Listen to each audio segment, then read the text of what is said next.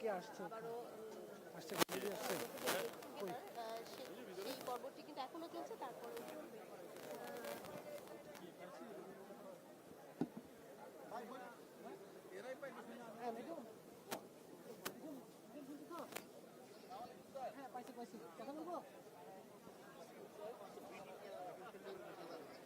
ঠিক আছে।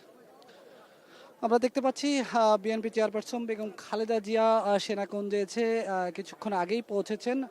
আজকে যেই সশস্ত্র বাহিনী দিবস, এই দিবস উপলক্ষে তিনি এখানকার আয়োজনে তিনি যোগ দিয়েছেন। প্রায় বলা যায় যে দীর্ঘ এক যুগ পর উন্মুক্ত আকাশের নিচে তিনি কোনো প্রোগ্রামে যোগ দিয়েছেন। দীর্ঘদিন ধরে তিনি কারাগারে ছিলেন, অসুস্থ ছিলেন, হাসপাতালে ছিলেন। ফলে অনেক দিন পর এই ধরনের একটি আয়োজনে তিনি যুক্ত হয়েছেন। আমরা যেটি দেখেছি যে 5 আগস্টের পরবর্তী প্রেক্ষাপটে প্রথমবারের মতো 6 আগস্ট যে বিএনপির সমাবেশ হয়েছিল সেখানে তিনি ভিডিও কনফারেন্সের মাধ্যমে বক্তব্য রেখেছিলেন, কিন্তু এটি তার প্রথম সরাসরি কোনো প্রোগ্রামে কোনো আয়োজনে তার উপস্থিতি।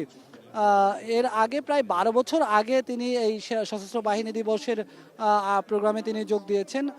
বিরোধী দলীয় তৎকালীন বিরোধী দলীয় নেতা কিংবা সাবেক প্রধানমন্ত্রী, সাবেক সেনা প্রধানের স্ত্রী কিংবা সাবেক রাষ্ট্রপতির স্ত্রী হিসাবে তিনি এখানে বরাবরই আমন্ত্রিত হয়ে থাকেন। তো এখন আমরা দেখেছি যে তিনি এই সেনাকুঞ্জের এখানে যে ভিআইপি লাউঞ্জ আছে সেখানে তাকে অত্যন্ত সম্মানের সঙ্গে সেনাবাহিনীর সদস্যরা তাকে অভ্যর্থনা জানিয়েছেন এবং তিনি এসে সেখানে এসে তার আসন গ্রহণ করেছেন।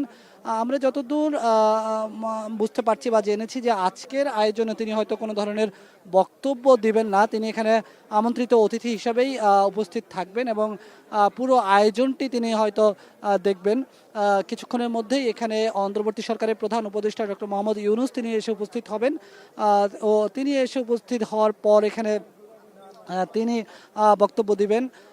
আমরা দেখছি যে আজকের এই সশস্ত্র বাহিনী দিবসকে কেন্দ্র করে পুরো এই যে পুরো সেনানিবাস এলাকা একেবারে বলা যায় যে শ্বাস রব রব পরিণত হয়েছে এবং সেনাকুঞ্জয় সেনাবাহিনী সদস্যদের যে পদচারণা, এই পুরো আয়োজনকে ঘিরে তাদের যেই নতুন করে এই পুরো চত্বরকে সাজিয়ে তোলা, এখানে অনেক ধরনের অতিথিরা এখানে এসেছেন, পেশাজীবী মহলের অতিথিরা এসেছেন, নাগরিক সমাজের অনেক প্রতিনিধি এসেছেন। আমরা দেখেছি ঢাকা বিশ্ববিদ্যালয়ের ভিসি এসেছেন, অনেক রাজনীতিবিদ এসেছেন এবং সাবেক সেনা কর্মকর্তারা এসেছেন।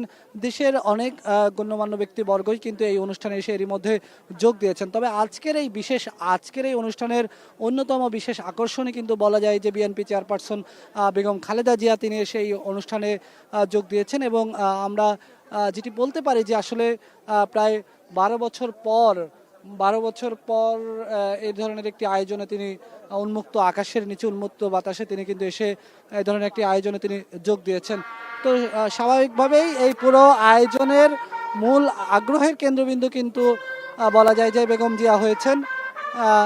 এখন আমরা দেখতে পাচ্ছি যে আসলে সশস্ত্র বাহিনী দিবস উপলক্ষে যেই আনুষঙ্গিক কার্যক্রমগুলো সেটি এখানে পরিচালিত হচ্ছে।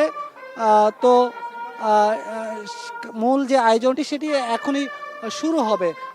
আমরা আমরা পরবর্তীতে সেই বিষয়গুলো জানাবো। তবে আজকে এখন পর্যন্ত আমরা যতটুকু দেখেছি বেগম খালেদা জিয়া তিনি ভিআইপি লাউঞ্জে এসে অবস্থান করছেন।